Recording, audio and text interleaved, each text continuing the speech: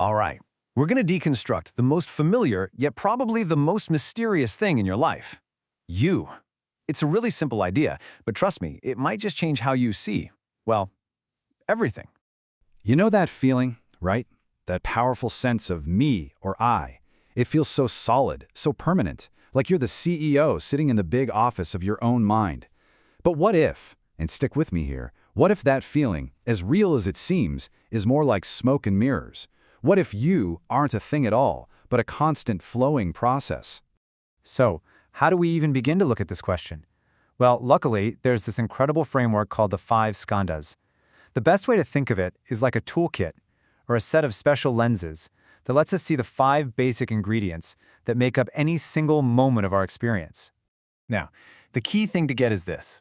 The 5 skandhas aren't 5 separate objects just sitting inside you somewhere. Nope. It's way better to think of them as 5 simultaneous activities, like 5 streams of data constantly flowing together. And it's that constant mashup that creates the feeling we call me.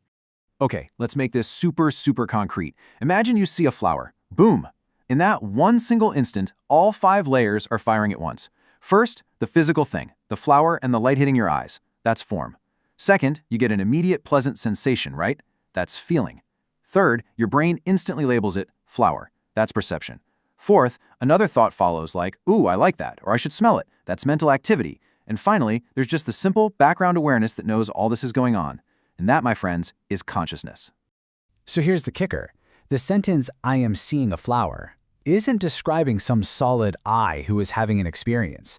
It's really just a shorthand, a convenient summary for all 5 of those processes happening together at the same time. The I isn't the owner of the experience. The I is the experience. All right, so that's the bird's eye view. Now let's zoom in and really break down each of these 5 layers one by one to see how they're working in your life, right now.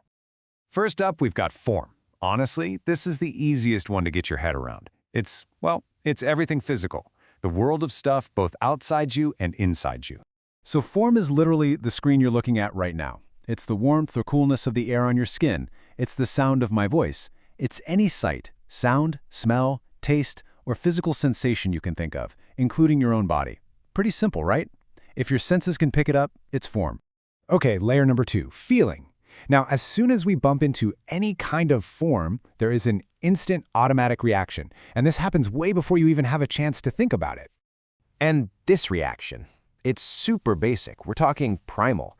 It just sorts experience into 3 simple bins: pleasant, unpleasant, or neutral. Is the chair you're in comfortable? Is the sound annoying? That first immediate gut-level hit, that's what we're calling feeling. Next, layer 3 is perception. This is your mind's sorting and labeling department. It's the part of you that recognizes things and slaps a name tag on them. And your mind does this all day long, non-stop. It sees a box with wheels and says, car. It sees a familiar face and goes, friend. It hears a sudden bang and thinks, threat. That whole process of recognizing and naming, that's perception. All right, number 4 is mental activity, and this is where things start to get a little more busy. This layer is all of our internal chatter, our urges, our opinions, our plans, our judgments, the whole shebang. So, if feeling is just that instant, ouch, when you stub your toe, mental activity is everything that comes after. Oh, I hate this pain. Why am I so clumsy? I need to get some ice. It's all the wanting, all the resisting, all the scheming. It's your thoughts in motion. And that brings us to the 5th and final layer, consciousness. Now, this one can sound tricky or mystical, but believe it or not, it's actually the simplest of them all. It's not a thing, it's not a person, it's just awareness itself. Think of it like this. Consciousness is the space or the screen where everything else shows up. It's the simple knowing that you're seeing, the knowing that you're feeling, the knowing that a thought is happening. It's just that basic, bright quality that makes any experience possible in the first place. Okay, so let's recap. We've got form, feeling, perception, mental activity, and consciousness. They are all happening right now as you listen to this. But here's where it gets really interesting. What happens when we see how they all fit together? This right here is the absolute heart of the idea.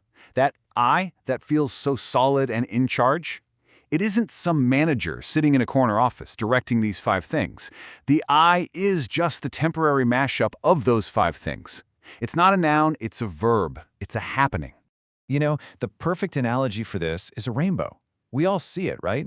It looks like this solid, beautiful arc in the sky. But what is it really? It's just a temporary event caused by light, water droplets, and the angle you're seeing it from. You can't go grab it, can you? There's no rainbow thing there. The self is exactly like that. It's a beautiful, vivid phenomenon that arises when these 5 layers come together in just the right way. Okay, so at this point, you might be thinking, that's a cool mind bender, but so what? Why does this actually matter in my real life? Well, it matters a ton because it gives us an exact blueprint for how we build our own suffering. It all comes down to a simple, predictable formula. Just think about it for a second. Bad stuff happens, right? Life throws curveballs. You get a headache, someone says something mean, you feel a pang of anxiety. That first hit, that's just an unpleasant feeling. It's just raw data. But do we ever just leave it at that? Heck no. We instantly pile on that next layer, mental activity. We fight it. We tense up against it. I hate this. Make it stop. This is awful. That resistance is a mental action. And then, just to make sure we're really miserable, we slap the cherry on top. Perception. We tell ourselves a story. We label the whole situation as wrong or a disaster. This shouldn't be happening to me. And boom, there you have it. The initial unpleasant feeling, plus our mental resistance, plus the story we tell ourselves, equals what we call suffering. See, the suffering isn't just the initial pain. The real suffering is everything we add to it with our own minds. But here's the really good news. This isn't just a diagnosis of the problem, it's also the cure.